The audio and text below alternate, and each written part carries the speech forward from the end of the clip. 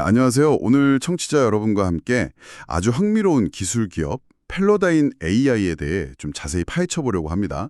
여기가 로봇이랑 드론을 위한 인공지능, 그러니까 AI 소프트웨어를 개발하는 곳인데 최근 미국 국방 분야에서 행보가 아주 주목할 만해요. 네, 맞습니다. 특히 이 회사가 원래는 그 하드웨어 중심이었거든요. 근데 어떻게 AI 소프트웨어 기업으로 이렇게 확 전환했고 또 그 기술이 실제 국방 현장에서 어떻게 쓰이는지 이걸 좀 눈여겨볼 필요가 있습니다. 네네. 오늘 이 펠로다인 AI의 핵심 기술이랑 뭐 최근 계약 내용 그리고 앞으로 어떻게 될지 가능성까지 한번 짚어보겠습니다. 청취자분들이 이 기업의 중요 포인트를 좀 빨리 파악하실 수 있도록 도와드릴게요. 좋습니다. 그럼 바로 한번 시작해 볼까요?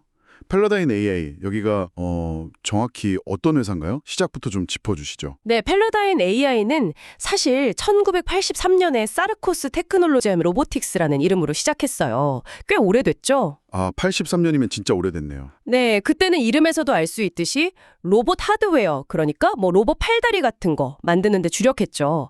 그런데 2024년 3월, 그러니까 작년이죠. 현재 이름 펠로다인 AI로 바꾸면서 완전히 AI 소프트웨어 개발 쪽으로 방향을 튼 겁니다. 와, 정말 흥미로운 전환이네요. 그럼 이 회사의 주력 기술은 뭔가요? 그 AI 소프트웨어라는 게 구체적으로 어떤 건지 궁금한데요. 크게 두 가지 AI 플랫폼을 주목해야 하는데요.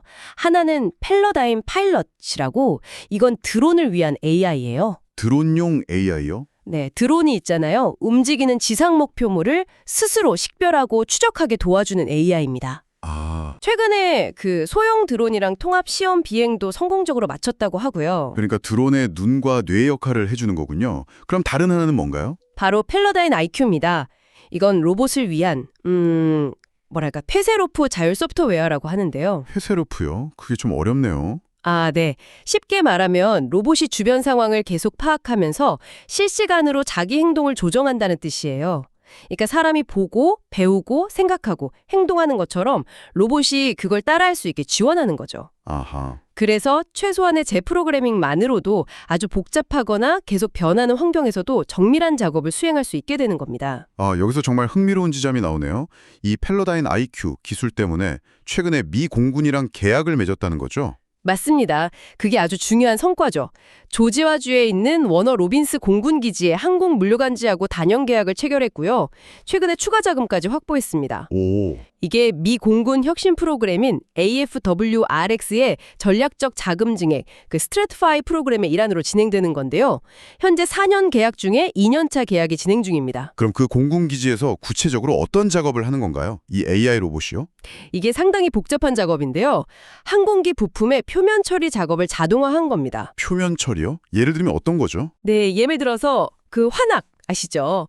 많이 쓰는 산업용 로봇인데 이 M710 로봇에 펠로다인 IQ를 딱 적용해서요.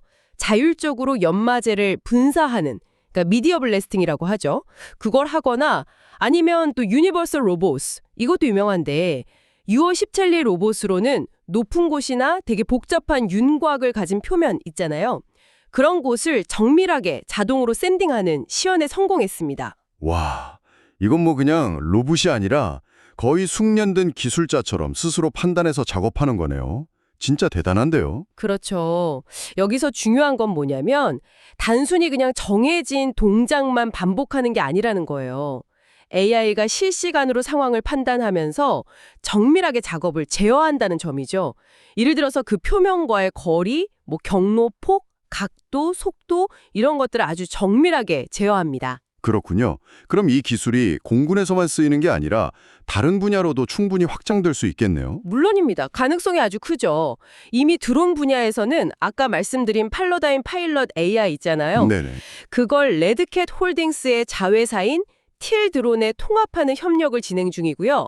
이 기술은 미 육군의 단거리 정찰, 그 SRR 프로그램에 적용돼서 2025년부터는 실제 드론 납품이 시작될 예정입니다. 육군까지요? 와. 네, 국방 분야 외에도 뭐 자동차, 항공우주, 건설, 물류 같은 다양한 산업에서 무인 항공기, UAV, 무인 지상 차량, UGV 이런 데 활용될 잠재력이 아주 큽니다. 듣다 보니 정말 대단한 기술인데 또 하나 흥미로운 점이 내부자 지분율이 51%가 넘는다고 하더라고요. 이건 어떻게 봐야 할까요? 경영진이 그만큼 확신이 있다는 뜻일까요? 뭐 그럴 수 있습니다. 보통 내부자 지분율이 높다는 건 경영진이 회사의 장기적인 성공 가능성을 아주 높게 평가하고 있다. 뭐 이런 신호로 해석되기도 하거든요. 네. 물론 이게 절대적인 건 아니지만 그래도 경영진의 자신감을 어느 정도 보여주는 지표라고 볼 수는 있겠죠. 자, 그럼 오늘 이야기를 한번 정리해 볼까요?